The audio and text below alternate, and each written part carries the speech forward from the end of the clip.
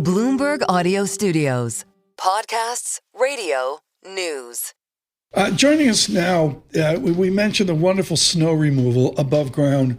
There is beneath the ground as well, in the buses as well. Janno Lieber joins us now, MTA Chair and CEO here in New York City.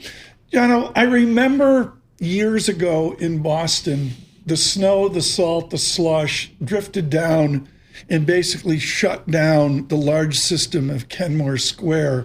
Are you and your team worried about major breakdowns just because of the harshness of this, or is it just an emergency as usual?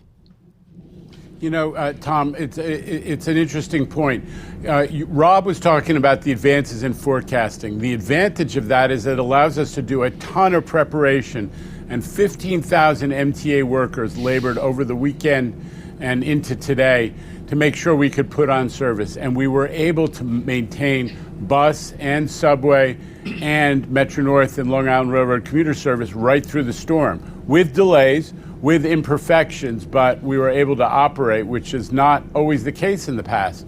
And that's because of preparation. Our concern now is we're operating a full Monday morning commute, which is amazing. Obviously with a risk of thaw and icing, that presents new problems. So we're moving on in how we manage the impacts of the storm, just as you suggest. Janno, give us the status of the subway and the bus system as it is right now, and kind of how you think it might play out over the next 24 hours. Well, here the bottom line is we're operating service on all subway lines, nice, on all bus lines.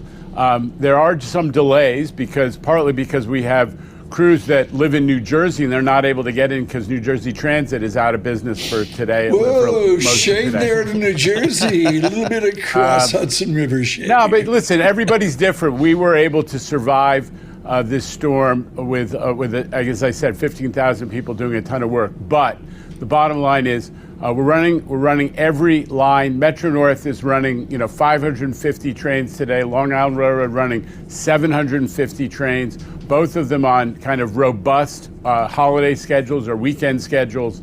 If you're listening, MTA commuter, check your train time app or your MTA website, mta.info, for specifics. But we're running service, and we're ready to keep that going as we go forward in the week.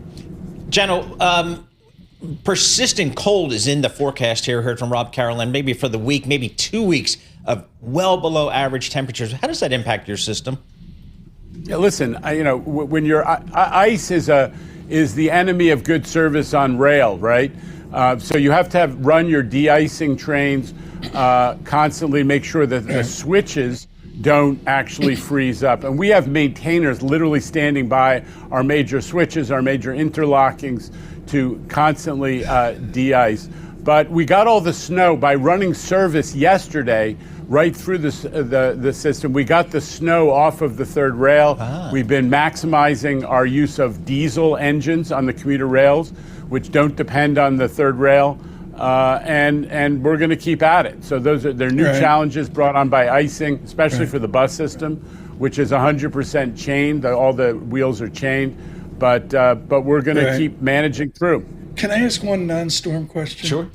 Yeah. What is so fascinating is you've been very vocal in your support of our new mayor, and you've also said that we need a lot of study of free buses.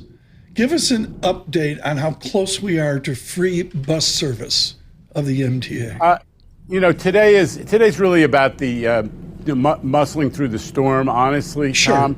I'll just say this is that the new mayor, Mamdani, is very pro-transit, and I welcome that.